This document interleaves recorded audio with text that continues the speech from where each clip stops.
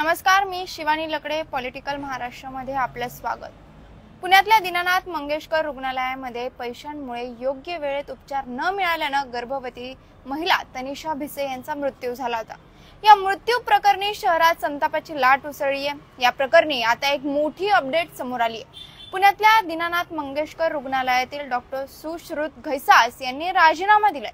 आत्ताच्या घडीची ही सर्वात मोठी बातमी आहे. हॉस्पिटल प्रशासनाची होणारी बदनामी आणि रुग्णांची होणारी गैरसोय पाहता सुश्रुत घैसास यांनी राजीनामा दिलाय. घैसास यांनी त्यांचा राजीनामा दीनानाथ रुग्णालय प्रशासनाला सुपूर्द केलाय. हे तेच डॉक्टर घैसास आहेत ज्यांनी तनिषा भिसे प्रकरणात उपचारासाठी अमानत रकमेची मागणी केल्याचा आरोप त्यांच्यावर करण्यात आला होता. डॉक्टर घैसास यांनी तनिषा भिसे प्रकरणात उपचारासाठी अमानत रकमेची मागणी केल्याचा आरोप त्यांच्यावर करण्यात आला होता. तसंच जेव्हा हे प्रकरण बाहेर आलं तेव्हा रुग्णालयाच्या समितीने थेट भिसे कुटुंबावरच आरोप केले होते. रुग्णाच्या मृत्यूमुळे आलेली निराशा व ऍडव्हान्स मागितल्यामुळे आलेल्या रागातून ही दिशाभूल करणारी तक्रार त्यांनी केली असल्याचं समितीने म्हटलं होतं. हे प्रकरण बाहेर आल्यानंतर वेगवेगळ्या संघटनांसहित सगळ्याच पक्षांनी रुग्णालयाच्या बाहेर आंदोलनं सुद्धा केली होती. उपचार आधीच पैसे मागितल्यामुळे डॉक्टर घैसासवर कारवाई करण्याची मागणी सुद्धा करण्यात येत होती.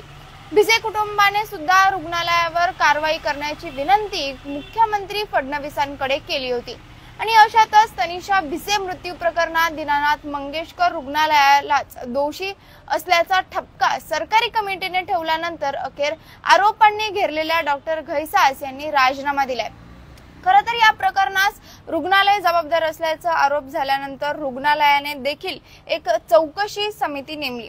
या समितीचा अहवाल समोर आला. त्यानंतर आज शासकीय समितीच्या अहवालाची माहिती राज्य सरकारला, राज्य शासनाला व महिला आयोगाला देण्यात येते.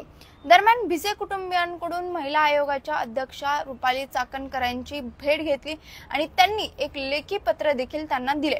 या संदर्भात आजच एक बैठक सुद्धा पार पडली. या बैठकीनंतर राज्य महिला आयोगाच्या अध्यक्षा रुपाली चाकणकर यांनी या प्रकरणाची संपूर्ण माहिती पत्रकार परिषद घेऊन दिली.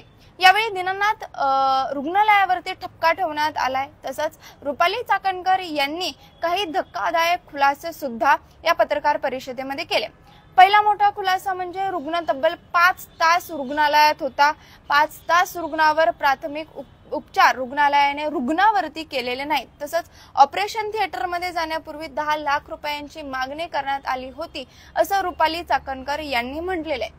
दुसरा मोठा खुलासा म्हणजे 10 लाख रुपयांची मागणी ही रुग्णासमोरच करण्यात आली होती असा फक्त आरोप करण्यात येत होता. पण हे सुद्धा खरं असून रुग्णासमोरच 10 लाख रुपयांची मागणी केल्यामुळे रुग्णाची मानसिकता खचली असं चाकणकरांनी सुद्धा स्पष्ट केलेले आहे. यासोबतच रुग्णाला मोठ्या प्रमाणात रक्तस्राव होत असताना रुग्णालयाकडून कुठलेही उपचार करण्यात आलेले नाहीत. तसंच रुग्णाच्या नातेवाईकांनाच तुमच्याकडे कुठली औषधं असतील तर ते रक्तस्राव थांबवण्यासाठी द्या असं सांगण्यात आल्याचं सुद्धा चाकणकरांनी म्हटलं. आणि अखेर या सगळ्यावरूनच रुग्णालयाने रुग्णावर उपचार करणं अपेक्षित होतं, पण ते उपचार त्यांना मिळालेले नाहीत.